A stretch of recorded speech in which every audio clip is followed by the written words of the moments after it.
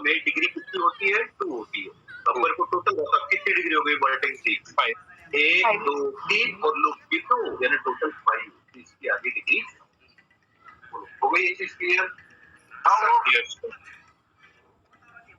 ठीक है। यानी वर्टेक्स में अपन कितनी डिग्री काउंट करेंगे? वर्टेक्स में अपन 2 डिग्री काउंट करेंगे और एजेस में तो सिंपली 1 काउंट करेंगे। क्लियर ये चीज? क्लियर ये चीज? ठीक है सर। अब मत हाँ सर वो डिग्री वाला एक बार रिपीट कीजिए। कौन सा डिग्री? ये डिग्री यानी अब ये पॉइंट पे देखो, ये मेरा पॉइंट ए है। अब इस पॉइंट से बताओ कितनी एजेस निकल रही है, कितनी एजेस। अब डायरेक्शन नहीं है तो मैं यहाँ से ये नहीं बोल पा रहा कि उसके अंदर इंसिडेंट हो, यानी अंदर आ रही है ए से बाहर जाए। अब मेरे को बताओ ए से कितनी एजेस मुझे निकल रही है, मुझे पता चल रहा है। बताओ जल्दी से। ये पता चल रहा ना, ये 1 हो गई, ये 2 हो गई, ये 3 हो गई। दैट्स व्हाई इस ए वर्टेक्स की डिग्री 3 हो गई। Yes sir. Clear? Yes sir. बस देख ले रहेगा वहां पे। अब जब उसमें डायरेक्शन दूंगा तो अपन वहां डिग्री नहीं बोलेंगे, वहां पर इन डिग्री आउट डिग्री बोलेंगे। जब मैं डायरेक्शन चाहूंगा तब इन डिग्री आउट डिग्री बोलेंगे।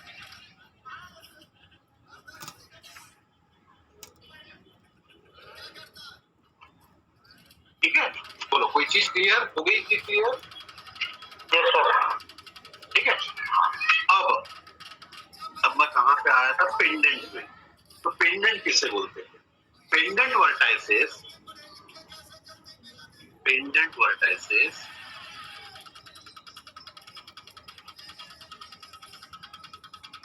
pendant vertices are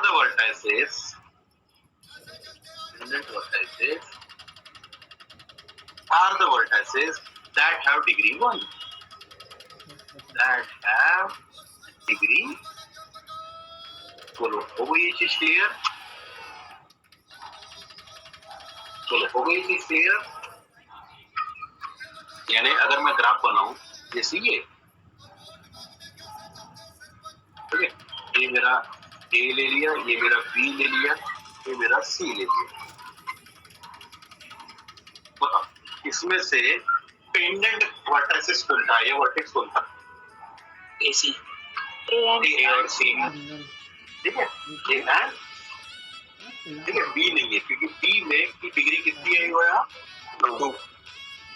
बोलो हो गई चीज क्लियर ये सब? Yes sir.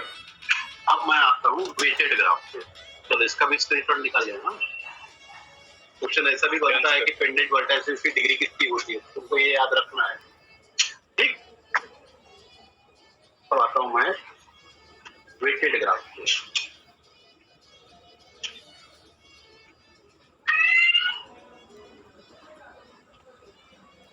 और वेटेड ग्राफ यानी क्या? वेटेड ग्राफ यानी हर वेट, हर एज को अगर मैं किसी नंबर से असाइन करता हूँ, हर एज को मैं किसी नंबर से अगर असाइन करता हूँ, वो जो नंबर होता है उस एज का, उस एज की वेट होती है, उसको वेट कहलाती है। तो ये मैं यहाँ लिखता हूँ a graph in which weight are assigned, weight are assigned to every age of the graph in which weight are assigned to every age of the graph, called as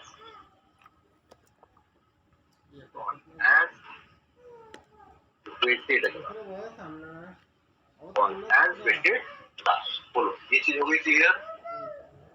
ठीक है, अब जैसे ये ग्राफ है,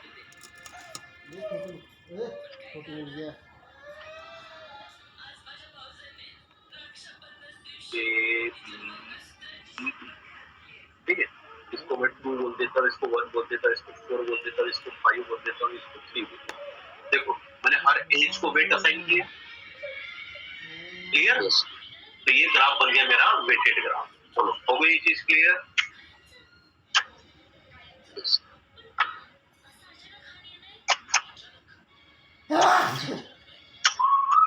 हाँ, इसके बाद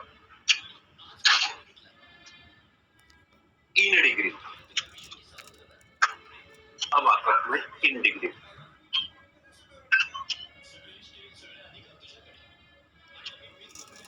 सर 1 मिनट प्रीवियस स्लाइड दिखाना।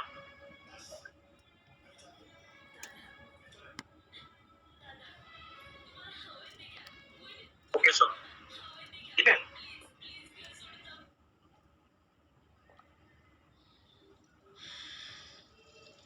Yes sir. अब मैं क्या बोल रहा था, इन डिग्री। इन डिग्री यानी क्या? इन डिग्री, किसी भी वर्टेक्स की अगर इन डिग्री निकालना है, obviously in degree, out degree, ये तुम्हारी डायरेक्टेड ग्राफ में रहेगी। ये हमेशा कहाँ रहेंगी? डायरेक्टेड ग्राफ में। और वो क्या होता है, is the number of edges ending at vertex में।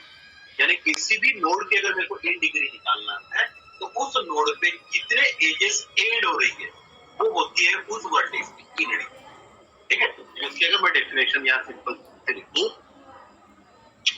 ग्राफ से तुमको क्लियर हो जाएगा पूरा सब चीजें। In degree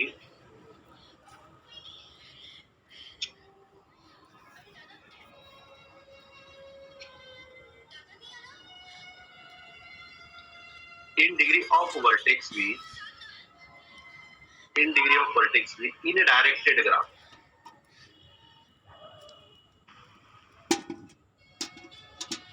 In a directed graph is the number of edges.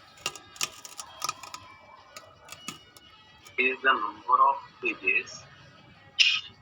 Is the number of edges ending at vertex V. Ending at vertex V. And it is denoted by. It is denoted by in degree V. ठीक है, बस उस vertex पे कितनी as add कर रही है, उतने नंबर ऑफ एजेस को अपन बोलेंगे इन डिग्री। और उसके बाद बोलते हैं आउट डिग्री। आउट डिग्री यानी उस वर्टेक्स से कितनी एज आउटसाइड निकल रही है। ठीक है,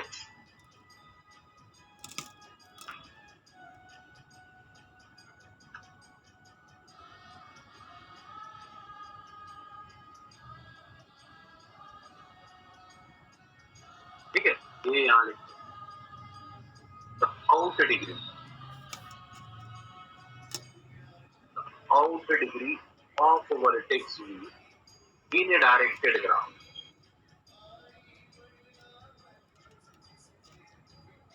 In our directed graph is a number of edges. Is a number of edges beginning at the vertex. At the vertex, it is denoted by. It is denoted by of the degree. ठीक है, अब definition में graph बना दें।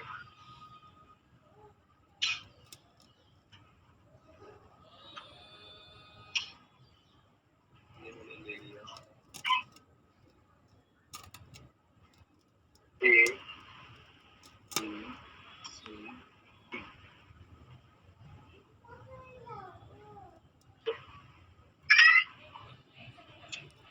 ठीक है, अब मेरे को देखो हर वर्टेक्स की इन डिग्री आउट डिग्री निकालना है।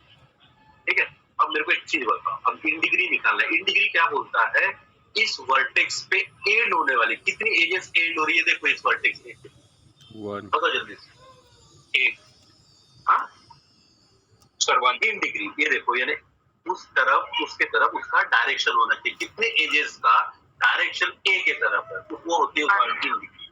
1 है, तो that's why in degree of A मैं लिख देता हूँ। अब आउट डिग्री निकालना है, तो आउट डिग्री ऑफ ए निकाल रहा हूं मैं। तो आउट डिग्री यानी ए से कितनी एजेस बाहर जा रही है, ये देखो। तो दैट पर वैसे जल्दी से बताओ, इन डिग्री ऑफ बी बोलो। 0 0 को नंबर है बाबा। यस 1। आउट डिग्री 2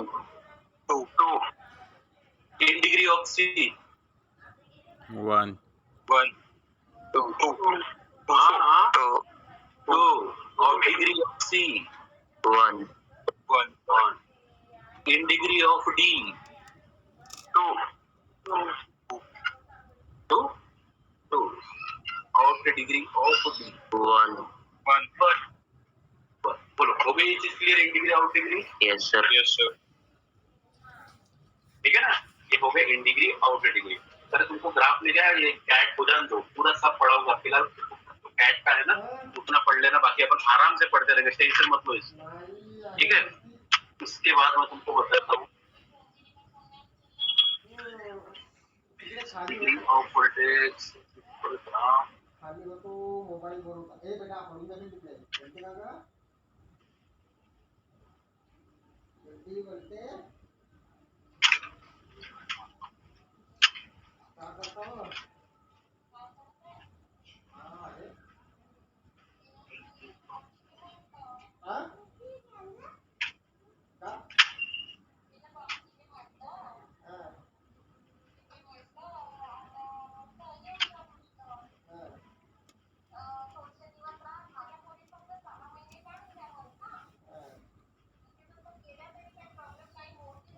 ठीक है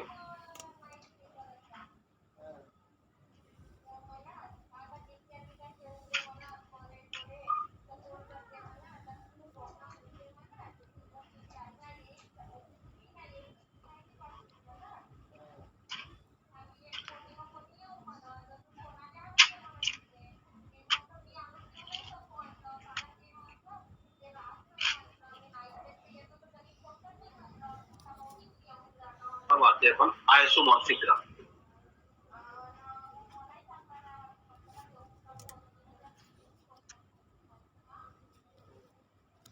आइसोमॉर्फिक ग्राफ किसको क्या बोलते हैं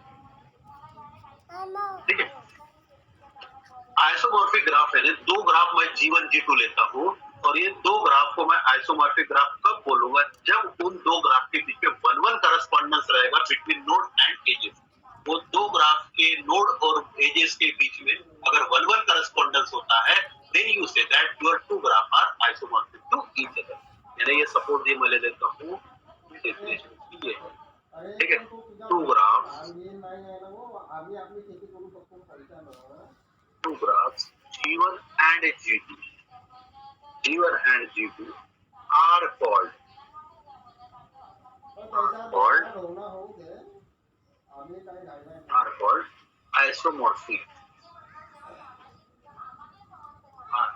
isomorphic graph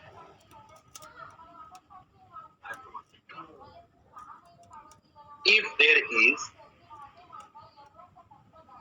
is one to one if there is one correspondence between one-to-one correspondence between vertices and their edges.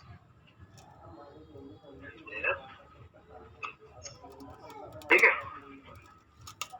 1-to-1 correspondence between the vertices and edges का मतलब ये होता है अगर मैं दो ग्राफ ले लूंगा सपोज ग्राफ G1 G2 ले लो G1 में जितनी नोड्स है उतने ही नोड्स G2 में भी होना चाहिए अगर मान लो ग्राफ G1 में मेरे पास 4 नोड्स है तो ग्राफ G2 में भी 4 ही नोड्स आना चाहिए ग्राफ G1 में मेरे पास 5 एजेस है तो G2 में भी 5 एजेस आना चाहिए तब मैं क्या बोलूंगा कि ये दो ग्राफ कैसे आइसोमॉर्फिक ग्राफ ठीक है सिंपल सा मतलब है आइसोमॉर्फिक का मतलब सेम अब सेम बोला तो इसका मतलब दोनों ग्राफ एक जैसे नहीं दिखेंगे उनका स्ट्रक्चर अलग रहेगा बट ग्राफ G1 में जितनी नोड्स है उतने ही नोड्स आपके ग्राफ G2 में होना चाहिए ग्राफ G1 में जितनी एजेस है उतने ही एजेस आपके G2 में होना चाहिए तब मैं क्या बोलूंगा कि ये दो ग्राफ कैसे है आइसोमॉर्फिक टू बोलो ये चीज हो गई क्लियर बोलो ये चीज हो गई क्लियर अब देखिए मैं ग्राफ बताता हूँ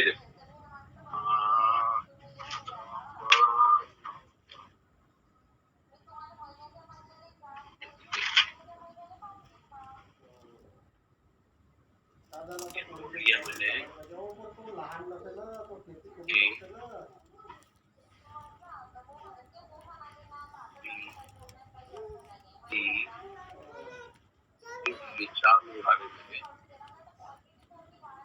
ए से बी, ए से बी पे गया, बी से सी पे गया, ए से बी पे, बी से सी से डी पे गया, फिर सी से डी पे गया, डी से ए पे, ठीक है। बाद में सी से ए पे आया, सी से ए पे आया और बी से डी पे गया, डी से डी पे, बी से डी पे गया, सी से बी पे गया, सी से बी पे गया, ठीक है। ये मान लो मैंने ग्राफ G1 ले लिया। अब दूसरा ग्राफ मैं बनाता हूँ, ए बी सी डी हो गया, ये P ले लिया मैंने, ये Q ले लेता हूँ, ये R ले लेता हूँ, फिर मैं S ले लेता हूँ, ठीक है। ये P से यहाँ पे आया,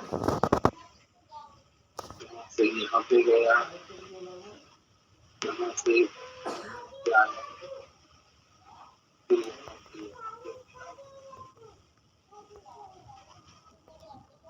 इधर आया,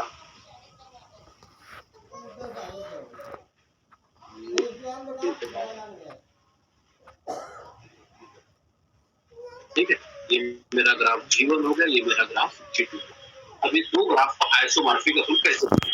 अब एक्चुअली जब आइसोमॉर्फिक ग्राफ प्रूव करना है ना, तो मैं इसका प्रूव करा के दूंगा। एग्जाम हो जाने दो कि तुमको दो ग्राफ आइसोमॉर्फिक कैसे आते हैं बताओ, तो फिलहाल इतना याद रखिए।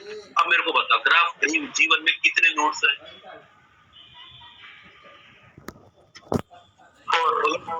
4 नोड्स है, ठीक है। ग्राफ G2 में कितने नोड्स हैं? 4 है, ठीक है। कितनी एजेस है ग्राफ G1 में? 4। हाँ, और कुछ है G1 में कितनी एजेस है? 6 कहाँ? 1 2 3 4 5 6 7 दिख रहे बाबा मेरे को? 5 से 6 दिख रहा है। यस सर, 7 है ना? यस सर, ठीक है। G2 में भी 7 है, ठीक है। दोनों में 7 एजेस है, 4 नोड्स है। अब ये इतना ही सफिशिएंट नहीं होता है, आपको ये भी देखना पड़ता है कि हर नोड की कितनी इन डिग्री है, कितनी आउट डिग्री है। तो ये अपन एक एक टैली करता हूँ, जैसे मैं इन डिग्री आउट डिग्री है सब अपन बताएंगे आइसोमॉर्फिक जब मैं प्रूव करके बताऊंगा। फिलहाल इतना याद रखना है, अगर नोड्स और एजेस इनके बीच में 1-1 करेस्पॉन्डेंस है, then you say that your graph is isomorphic graph. अब फिर से एक एग्जांपल वो भी सेम होना चाहिए। हाँ, वो अरे सब चीज सेम होना चाहिए। देखो दोनों ग्राफ देखो, दिखने में कैसे दिख रहे हैं? अलग अलग दिख रहे हैं, यस सर, बट इसके बीच में 1-1 करस्पॉन्डेंस है। यानी ये हो सकता है कि ये जो पॉइंट ए है, यानी ये जो वर्टेक्स ए है, ये इसमें से इससे करस्पॉन्ड यानी इसके बराबर हो सकता है, या इसके बराबर भी हो सकता है, या ए तुम्हारा ये एस के बराबर भी हो सकता है, ये इसके बराबर भी हो सकता है, या ए तुम्हारा ये इसके बराबर भी हो सकता है। यानी ए किसी से भी करस्पॉन्ड कर सकता है। ए इक्वल टू पी भी हो सकता है, ए इक्वल टू क्यू भी हो सकता है, ए इक्वल टू आर भी हो सकता है, ए इक्वल टू एस भी हो सकता है। ये कब अपने को पता चलेगा? जब अपन हर वर्टेक्स की इन डिग्री निकालेंगे, हर वर्टेक्स की आउट डिग्री निकालेंगे, फिर वहां पे देखेंगे कि किससे 1-1 करस्पॉन्डेंस बनता है, ठीक है। जब इसके बीच में 1-1 करस्पॉन्डेंस आएगा, तब मैं क्लियरली बताऊंगा ये मेरा ग्राफ G1 का वर्टेक्स ए, ये ग्राफ G2 के P के बराबर है, ये मेरा वर्टेक्स C, ये मेरा S के बराबर है। ये जब कब बोलूंगा? जब मैं हर वर्टेक्स की in degree out degree find out करूंगा और उनके बीच में एजेस फाइंड आउट, ठीक है। ये फिलहाल अभी थोड़ा सा टाइम कंज्यूमिंग है, इसको मैं तुमको बाद में करा के दूंगा। फिलहाल इतना याद रखने का, एजेस और नोड के बीच में 1-1 करस्पॉन्डेंस होना चाहिए। अब जैसे एक ग्राफ बना देता हूँ, ये देखो, ये एक बना है ए, ये बी, ये डी, ये मेरा सी है। ग्राफ है ये, एक आ गया, ये दूसरा आ गया, दूसरा आ गया, ये आ गया,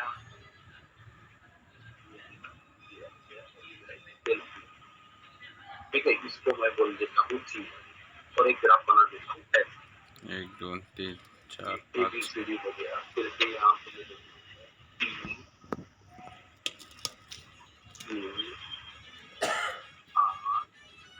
S, ये वर्टेक्स है, ये एक, ये दो,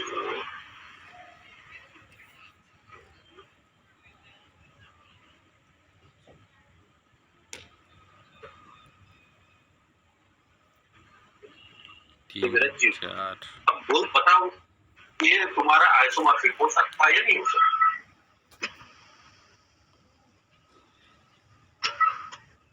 पहले नोट्स गिनो। 4 है सर दोनों में। हाँ, दोनों में नोड 4 है, तो मे बी नोड के बीच में 1-1 करस्पॉन्डेंस पॉसिबल हो सकता है। ठीक है, एजेस गिनो। ये थोड़ा पानी से मैं पानी घेऊन येतो बेटा, याच्यात तांबी पाणी घेतोय हा. ठीक आहे बाबू. हो.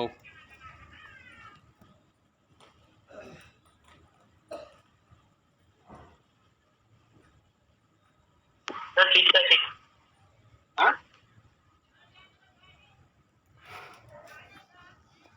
बोलो सर पहले वाले में 7 है। क्या बोले? 7 है सर फर्स्ट वाले में। पहले में 7 और दूसरे में सेकंड में 6। सेकंड में 6। Clear clear? यस। ठीक है, तो इसका मतलब नोड के बीच में 1-1 करस्पॉन्डेंस हो सकता है, बट एज के बीच में हो सकता है कि नहीं हो सकता? क्यों? क्योंकि ग्राफ जीवन में 1 2 3 2 5 और 2 7 एजेस आ रही है। ठीक है, और यहाँ पे कितनी आ रही है? 1 2 3 4 और 2 6। There is no correspondence between, there is no 1-1 correspondence between ages. That's why these two graphs are never be isomorphic to each other. Clear? Yes sir. ठीक है, अब मेरे को एक चीज याद करो, मैंने तुमको रिलेशन जब पढ़ाया था, याद करो, रिलेशन बताया था, तो रिलेशन मैट्रिक्स से ग्राफ बनाना या ग्राफ से मैट्रिक्स बनाना सिखाया था कि नहीं सिखाया था? वहां पे डायरेक्टेड ग्राफ। ठीक है, अब मेरे को बताओ कितने नोड है यहाँ पे? 4 है। 4 ये मैं देखो G1 ये ऊपर वाले का बना देता हूँ। ये इसका मेरे को ग्राफ बनाना है, तो इसको मैट्रिक्स में एक्सप्रेस करना है, तो ये M लिखा। बोलो कितने बाय कितने ऑर्डर की मेरी मैट्रिक्स बनेंगी? 4x4 ऑर्डर की बनेगी। ये A B C D, यहाँ पे लिखूंगा A B C D। Clear? बताओ जल्दी। A to A 0, A to B है 1, A to C है 1, 0 कहाँ से 1 आ रहा? A से C पे जा रही है, C से A पे आ रही है? C से। हाँ, A to D 0। क्लियर? बोलो B से स्टार्ट करो, B से A है 0, B से B 0, B से C 1, B से D 1, अब C से स्टार्ट करो, C से A 1, आगे बोलो C से B 0, 1 है 1, C से C 0, C से D 1, C से A 1, D से B 0, C से C 0, और D से D 0। ठीक है, वही अगर मैं यहाँ पे बनाऊंगा, ये लूप आया, तो यहाँ पे अपन S to S लिखेंगे 1 लिख। अब मेरे को एक चीज बताओ, ये ग्राफ को मैंने मैट्रिक्स में एक्सप्रेस किया, तो ये मैट्रिक्स जो बनी है इसको बोलते हैं एडजेंसी मैट्रिक्स। क्या बोलेंगे इसको? Adjacency matrix. अब एडजेंसी मैट्रिक्स की सारी एंट्री देखो, एक तो 1 है या तो 0 है, और जब भी अपन 1 या 0 से खेलते हैं तो उसको अपन क्या बोलते हैं? कौन नंबर बोलते हैं 1 0 को? बाइनरी नंबर या बुलियन बोलते हैं उसको। ठीक है ना? तो ये जो एडजेंसी मैट्रिक्स है, इसको आप बुलियन मैट्रिक्स भी बोल सकते हैं।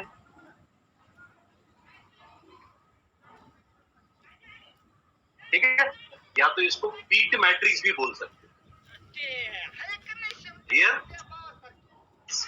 एडजेंसी मैट्रिक्स को बुलियन मैट्रिक्स भी बोलते हैं और उसको पीट मैट्रिक्स भी बोला जाता है। पढ़ो आगे, मैं बोलो पढ़ो आगे। यस, चलो इसका स्क्रीनशॉट निकाल लो।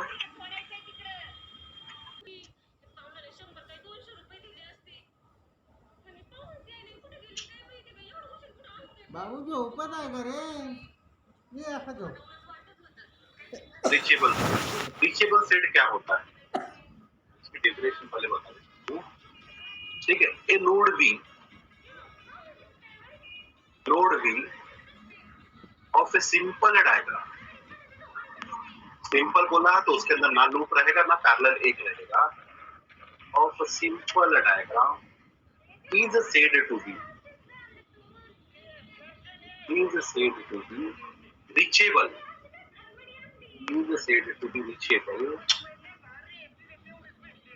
from node U is said to be reachable from node U of the same diagram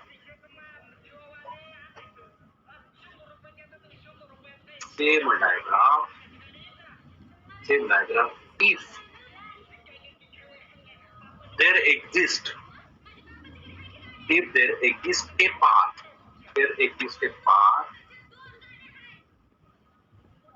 from U to V।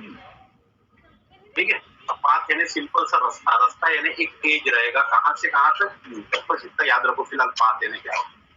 ठीक है, यानी अगर इस U, ये मेरा एक वर्टेक्स U है, ये मेरा वर्टेक्स V, ठीक है, ये V को मैं क्या बोलूंगा, V क्या है, रीचेबल है, कहां से, U से, लेकिन कब, जब U से एक एज रहेगा, ये पाथ रहेगा कहां से कहां, V तक। अब कोई जरूरी नहीं क्या ये एक ही तुम्हारा डायरेक्शन से रहेगा, ये यहाँ से ऐसा भी आ सकता है, यहाँ से ऐसा भी आ सकता है, ऐसे ढेर सारे तुम्हारे यहाँ पे एजेस रहेगा। एक्चुअली उसको पाथ बोला जाता है। पाथ यानी sequence of edges of a diagram such that terminal node of any edge in the sequence is the initial node of the edge if appearing next। ठीक है, ये पाथ यानी सिंपल सा एक रास्ता याद रखने का। दो नोड के बीच में अगर पाथ है, इसका मतलब वहां पे क्या होते हैं, सीक्वेंस ऑफ एजेस आते हैं। ठीक है, सीक्वेंस ऑफ एजेस का मतलब उस नोड्स का जो तुम्हारा रहेगा, ठीक है, such that the terminal node of any as, terminal यानी उसका as in the sequence is the initial node of the edge if any appearing next in the sequence define a path of a graph। ठीक है, ये तुम्हारा path होता है और ढेर सारे पाथ होते हैं। जैसे एक सिंपल सा मैं तुमको एग्जांपल ही बता देता हूं। मैंने 1 लिया, ये मैंने 2 लिया, ये मैंने 3 लिया,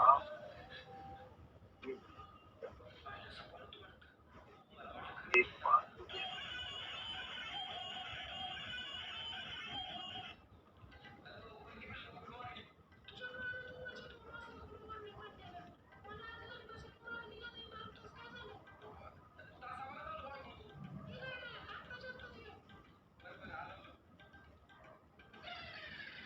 ठीक है, अब मेरे को एक चीज देखो, अब नोड 1, अब मुझे पाथ ढूंढना है। नोड 1 से स्टार्ट होने वाले, स्टार्ट नोड 1 से करो और एंड 3 पे करो, एंड एट नोड 3। ढूंढो ऐसे कितने पाथ है यहाँ पे। तो देखो, पहला पाथ ये ले सकता हूं मैं, यहाँ से 1 से स्टार्ट करना है, 3 पे एंड करना है, तो एक ले सकता हूँ 1 से 2, 2 से 3, 2 से 3 है। ये फर्स्ट पाथ हो गया मेरा। क्या लिखूंगा यहाँ से, 1 से 2, 2 से 3। बोलो, वही चीज क्लियर? Yes sir. अब एक काम करो, मैं यहाँ पे ये भी बना लेता हूँ, ये ले लेता हूँ, और ऐड कर लिया। और एक बताता हूँ पाथ, एक लिख सकता हूँ 1 से 4, 1 से 4, 4 से 3 हो सकता है। Yes sir. P3। अब बोलो, ये वाला बोल सकता हूँ मैं। 1 से 2, देखो 1 से 2, 2 से 4, 4 से 3। Yes sir. ठीक है, ये भी एक मेरा पाथ है। ठीक है, P4,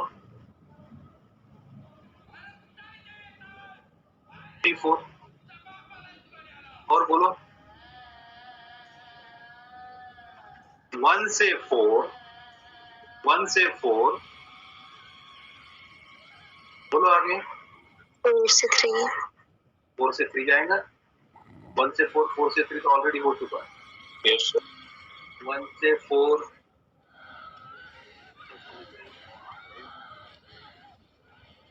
इसका डायरेक्शन इधर इधर। अब 1 से 4, 4 से 2 से 3, ऐसे अपन ढेर सारे पाथ निकालते निकाल सकते हैं बिटवीन एनी टू। ठीक है, तो ये मेरे पाथ हो गए। कहाँ से स्टार्ट हो रहे हैं? 1 से, और एंड कहाँ पे हो रहा है? 3। एक ही पाथ नहीं हो सकता, एक से ज्यादा भी पाथ हो सकता है। ये तुम्हारा पाथ का डिफरेंस। ये मैंने बोला है वो तीसरी वाली कंडीशन अब सेटिस्फाई नहीं होगी ना। क्या बोले? डायरेक्शन तो चेंज हो गई तो क्या बोले सर? 1 से 2 गया सर, तो 2 से 4 नहीं जाएगा। 1 से 2 गया, 2 से हाँ, ये मैं तुमको अभी बताया कि बिफोर लिखने के लिए मैंने डायरेक्शन की। यस, अगर ये डायरेक्शन ऐसा रहता था तो ये अपन नहीं लिखते थे, ये अपन नहीं लिखते थे। ये अपन ऑलरेडी लिख चुके हैं ना। 1 से 4, 1 से 4, 4 से 2, 2 से 3। ये अभी अपन ने डायरेक्शन दिया तो ये बना। अगर ये डायरेक्शन में रहता था तो अपन क्या लिखते थे? 1 से 2, 2 से 4, 4 से 3 ये लिखते थे। लेकिन तुमको सिर्फ पता है कि डायरेक्शन चेंज हो गया तो तुम्हारे पाथ भी तुम्हारे डिफरेंट पाथ बनेंगे। ठीक है, ठीक है। अब मैं आता हूँ अपना रीचेबल सेट पे। ठीक है, अब रीचेबल सेट क्या बोला है? Node V of a simple diagram is said to be reachable. ठीक है, is said to be reachable from node U of the same diagram if there exists a path from U to V. अगर U और V के बीच में path exist होता है तब मैं क्या बोलूंगा कि ये V क्या है? रीचेबल है। कहां से? नोड। सिंपल सा मतलब ये है कि V तुम्हारा कहां से रीचेबल है? V, U से। लेकिन कब? जब U से V के बीच में मुझे पाथ मिल रहा है। U से V के बीच में अगर मेरे को पाथ मिल रहा है तब मैं क्या बोलूंगा कि V क्या है? मेरा रीचेबल नोड है। कहां से? यानी मैं V के पास जा सकता हूँ। कहां से? Node V। क्लियर? ये हो गया तुम्हारा रीचेबल।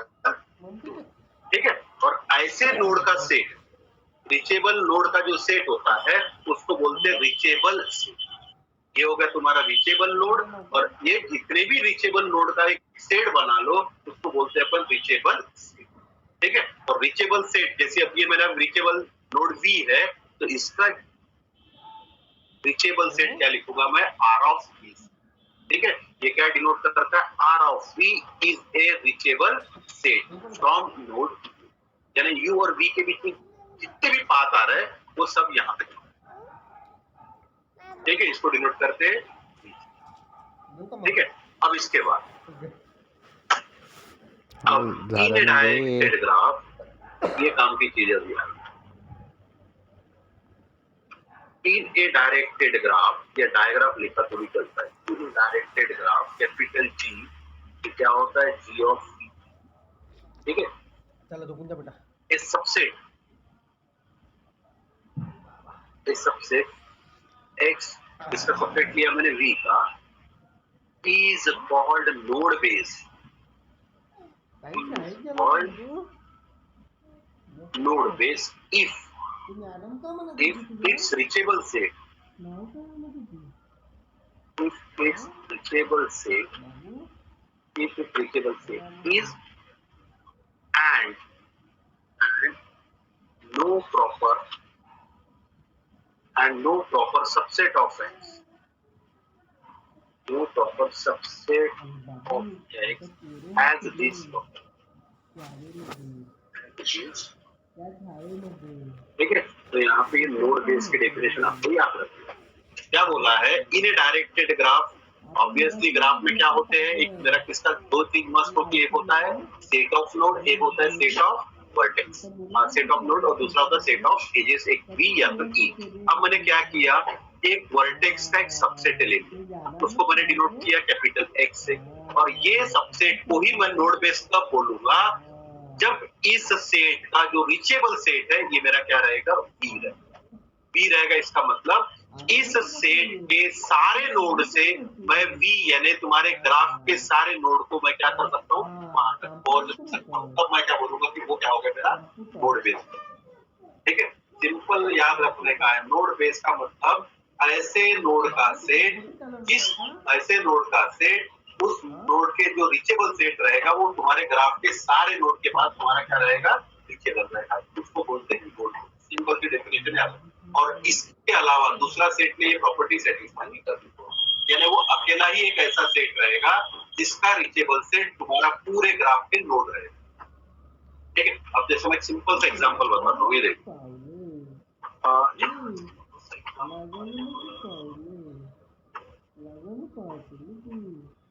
जैसे ये एक मेरे एग्जांपल लेता हूँ।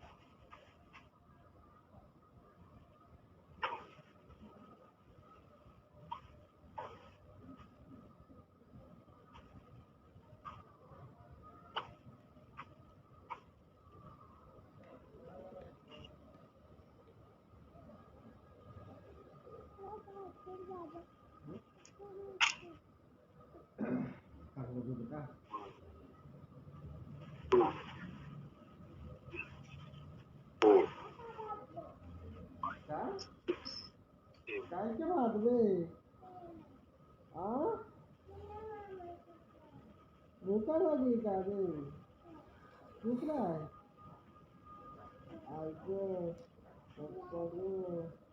कुछ खल्ला खाई अरे पापा ने मारते जाएगा ये मेरा ग्राफ। अब मेरे को पहले यहाँ बताओ रीचेबल सेट ऑफ वन बोलो क्या है?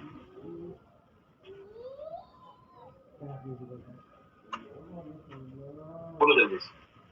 रीचेबल सेट ऑफ वन यानी मैं वन से किस किस नोड के पास रीच कर सकता हूँ, ये बताओ मेरे को जल्दी से।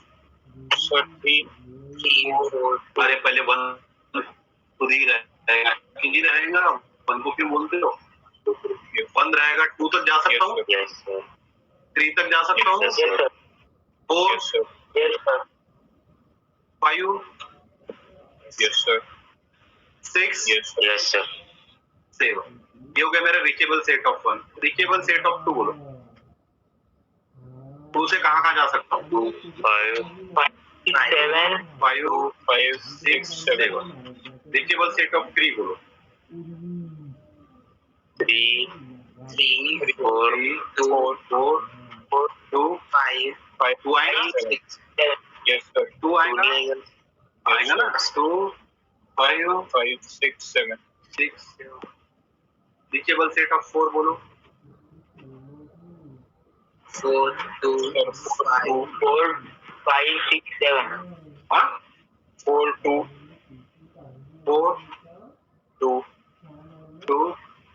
5, 6, 7। 5, 6, 5 की बताओ, 6, 7, 5, 6, 7।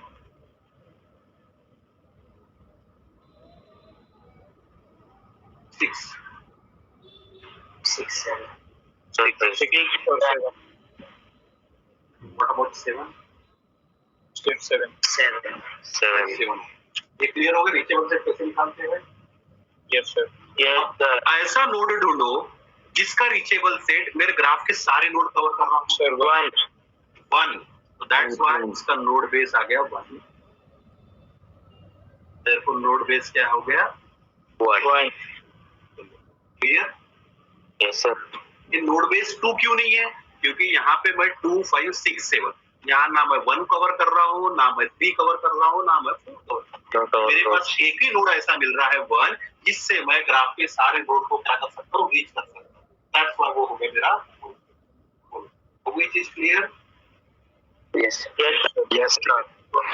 एक एग्जांपल और लेता हूँ मैं, इसका निकाल लेना बेटा, प्रेशर निकाल लो।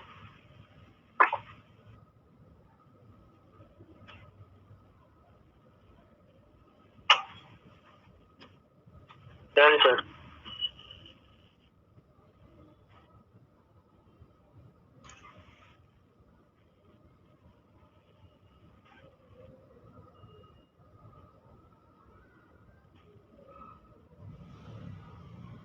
B1, B2,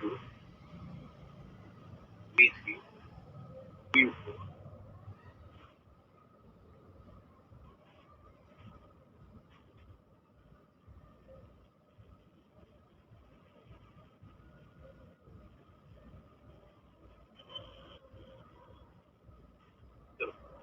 तो रीचेबल सेट ऑफ P1 बोलो जल्दी से।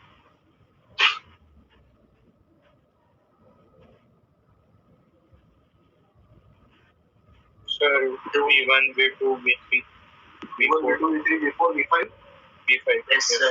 V2 की बोलो। V2, V4, V3, V5, V5, V1 सब आ गए। V1, V3 yes, की sir, बोलो। सब आ गए। V4, V5 सारे आ गए। उसको भी सारे आएंगे। उसमें भी सारे आ गए। V4 बोलो। सर, उसमें भी सब आ गए। उसको भी सब आ गए।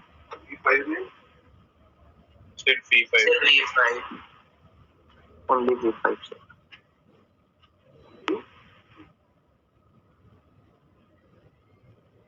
नोड बेस बता दे। ऐसा कौन सा नोड है जिससे मैं ग्राफ के सारे नोड के पास रीच कर सकता हूँ? Sir, V1, V2, V3, V1 V1 भी है, V2 भी है, V3 भी है, V4 भी है। ये चारों तुम्हारे क्या हो गए? Node base. Clear? Yes sir. ठीक है? तो नोड बेस की और कुछ एक प्रॉपर्टी याद रखने का। आइसोलेट का मतलब क्या होता है?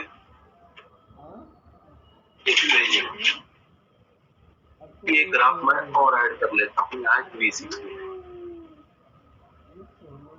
ठीक है, ये एक मैंने V6 दे दी। अब मेरे को जल्दी से बताओ बरा, अब इसका नोड बेस क्या रहेगा?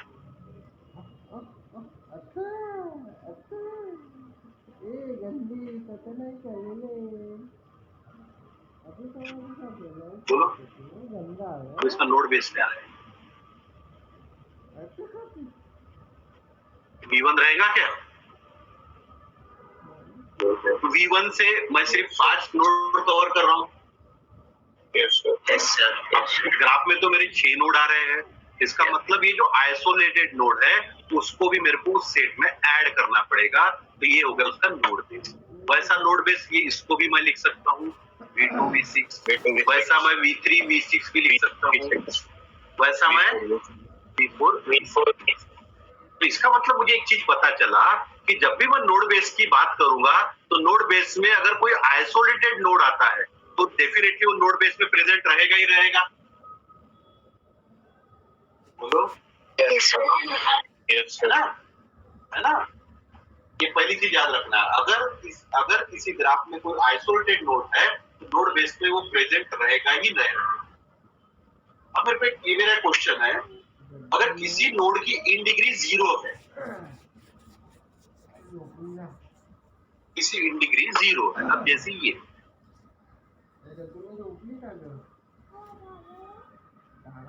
अब इसका नोड बेस बोलो जल्दी से।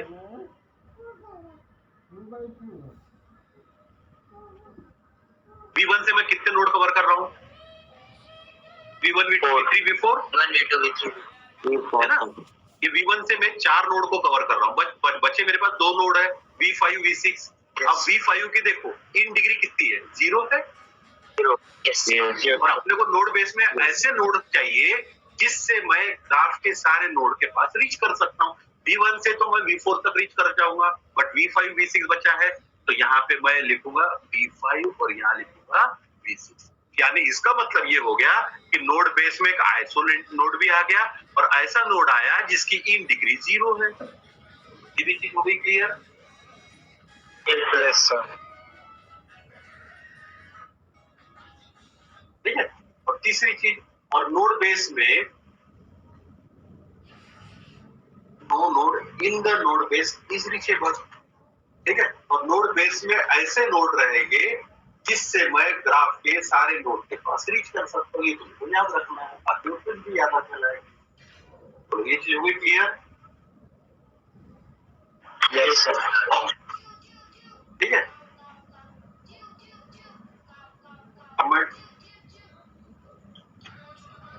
अब इसके बाद ये आता हूँ नोड बेस पे हो गया। स्क्रीनशॉट निकालो इसका। निकाल लिया? Yes sir. Yes. अब इसके बाद मैं आता हूँ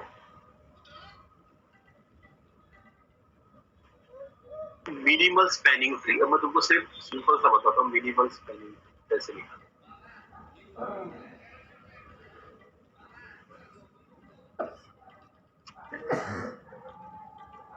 ये भी तुमको बाद में बताऊंगा पूरा डिटेल में, फिलहाल इतना याद रखना। मिनिमल स्पैनिंग ट्री निकालना, ठीक है। मिनिमल स्पैनिंग ट्री निकालना है तो इसके दो मेथड होती है, ठीक है। मिनिमल स्पैनिंग ट्री की निकालने के लिए दो मेथड होते हैं, एक होती है क्रुस्कल मेथड और एक होती है प्रिम्स एल्गोरिथम। एक क्रुस्कल मेथड होता है, एक होता है प्रिम्स एल्गोरिथम, ठीक है। तो दोनों चीज से आप मिनिमल स्पैनिंग ट्री निकाल सकते हो। अब ये होना चाहिए। फिलहाल मैं तुमको शॉर्ट में बताता हूँ मिनिमल स्पैनिंग ट्री कैसे निकालना, ठीक है। अब जैसे देखो मैं सिंपल सा बताता हूँ, जैसे मेरे पास ग्राफ है, ये मेरा ग्राफ दिया मैंने। फिलहाल इतना याद रखना मैं कैसे निकाल रहा हूँ, फिर इसको पूरा बताऊंगा कहाँ से निकाल।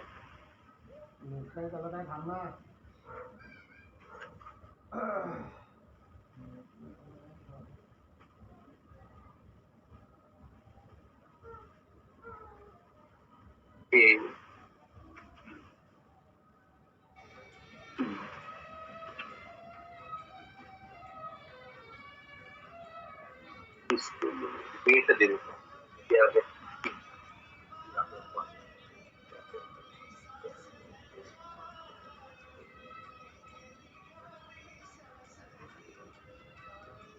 ठीक है। अब मेरे को यहाँ पे निकालना है मिनिमम स्पैनिंग ट्री निकालना और उसका वेट निकालना बाय यूजिंग क्रुस्कल एल्गोरिथम। तो पहले अपना काम क्या रहेगा, पहला अपना काम ये रहेगा कि हर एज और हर उस एज का वेट लिखना, ठीक है। अब मेरे को जल्दी से बताओ सब में मिनिमम वेट वाली एज कौन सी, बोलो बोलो मिनिमम वेट वाली एज क्या है, बोलो जल्दी से। हाँ, मिनिमम वेट वाली एज बताओ, सब में मिनिमम नंबर किस एज का है, बोलो। एक तो सी या तो बीसी है, ठीक है। आप कुछ भी ले सकते हो। तो देखो मैं स्टार्ट करता हूँ मिनिमम एज से, तो मिनिमम एज या आगे मेरी बीसी। एक्चुअली 6 मार्क का प्रॉब्लम पेपर में 100% आता था, अब तुम्हारा ऑनलाइन है, ये मैंने बना, ठीक है। अब 1 के बाद नेक्स्ट मिनिमम वेट बताओ किस एज का है,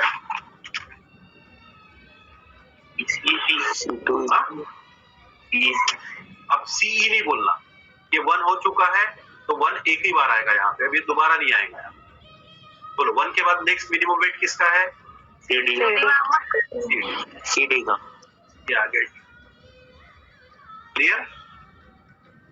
अब इसके बाद बोलो 2 के बाद बोलो बीए, हाँ बीए कौन सा है, ED DE DE yes sir D आएगा, एक देखता हूँ मैं डी लिख 1 को ले सकते हैं, काम करो ये 1 को भी इंक्लूड करो, ये 1 आएगा यहाँ, फिर इसमें नहीं आता है क्रुस्कल में आता है, ये ई पर, ई के बाद ये आया 2। अब तुम बोलो 1 आ गया 1 आ गया 2 आ गया, अब मेरा बताओ कौन सा नोड कवर होने का बच गया, अभी ए बच गया, ये ए मैं यहाँ ले लेता हूँ। अब मेरे को बताओ अब ए से मैं बी किसे जाऊं या डी से जाऊं जो मेरा मिनिमम वेट होगा, बी से कवर कर दो, ये आ गया मेरा 3, ठीक है। अब मेरे को बताओ मैंने अपने कितने नोड है यहाँ पे, 5, पांचों नोड के पास मैं रीच कर गया है, यस सर, और ट्री में कभी भी साइकिल नहीं बनने को, साइकिल का मतलब स्टार्टिंग और एंड नोड, जहां से स्टार्ट हो रहा है वहां पे खत्म हो रहा है तो उसको बोलते हैं साइकिल, तो साइकिल नहीं बनना चाहिए, ठीक है। ये तुम्हारा साइकिल भी नहीं बन रहा है और हर नोड के पास रीच कर रहा हूँ, ये हो गया तुम्हारा मिनिमल स्पैनिंग, और इसका वेट आ गया, मिनिमम वेट आ गया 1 + 1 + 2 + 3, ऐड कर लो 3 और 2 5 और 2 7, ये हो गया इसका minimum weight, clear. Yes sir, yes बस मिनिमम करना है क्रुस्कल में, प्रिंस में नहीं आता है। और 3-4 तरीके के आपको याद है, यहाँ है। अब ये बताओ एक डायग्राम, ये बताओ जल्दी से, find the weight of minimal spanning.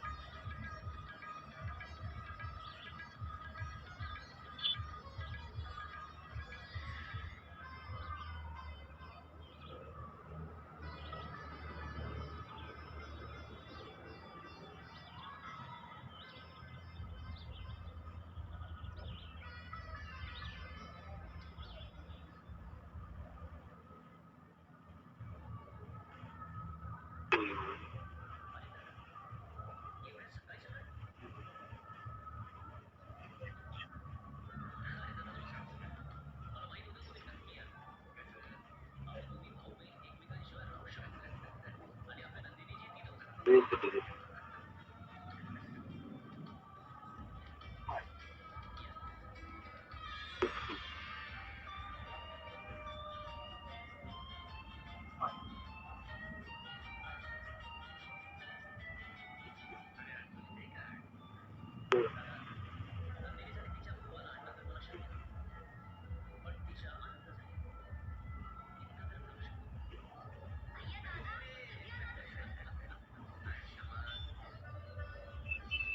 होगा सारे।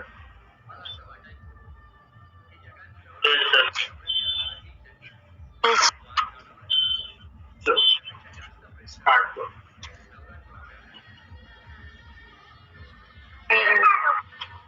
बोलो बोलो मिनिमम कहाँ से स्टार्ट रहेगा? सेम सेम सेम मैं पहले बना लेता हूँ यहाँ पे, फिर बाद में अपन ड्रॉ करेंगे। ये मेरा ए हो गया, ये मेरा बी हो गया, मैं वर्टेक्स बना रहा हूँ। ये मेरा सी हो गया, ये मेरा डी हो गया, लगा ये मेरा ई हो गया, चल बाबा झोपू दे रे बाबा खाली आएगा एफ जी। पूरा जल्दी से फटाफट कहाँ से स्टार्ट करूँ? बी से ई। चलो बी से ई, आगे बोलो। अब ई अब ई से स्टार्ट करो। यहाँ पे स्टार्ट किया, बी से ई पे आ गए। अब ई से ढूंढो, करो ई से स्टार्ट करो। ई से कहाँ पे जा रहा है? ई से डी जा रहा है। पांच ही आ रहा है ना? Yes, sir. ठीक है, ये भी पांच ही आ रहा है। ठीक है, ये डी पे आ गए। अब डी से बताओ कहाँ जाएगा? अब बताओ डी से कहाँ जाएंगे अपन? मिनिमम जी 4। ठीक है, अब मेरे को बताओ ये 3 नोड कवर करना है। अब जल्दी से बताओ, अब जी से कहाँ जाऊँ? एफ पे जाऊँ या सी पे जाऊँ? हाँ सी एफ पे अच्छा जी से कहाँ पे जाऊँ? सर एफ पे जाना पड़ेगा। एफ पे जाएंगे ना। सी पे कैसे जाएंगे? सी का तो 8 आया, 15। अब एफ से बताओ कहाँ जाऊंगा? एफ से तो ऑब्वियसली सी पे जाना पड़ेगा। yes sir 15। अब बचा ए से वही जाऊंगा। काउंट कर लो 30 5 39 49 और 4 प्लस 5 49 प्लस 3 प्लस 6 49 49 52 कितना है? 30 1 2 3 45। ये होगा इसका minimum rate. Clear? yes sir ठीक है, इसके बाद अबे लवडा काही एका दिवशी शिकवते का मग सगळं? एका दिवशी शिकवताय का म्हणा तू? आहे का नाही म्हणा 9 वाजतापासून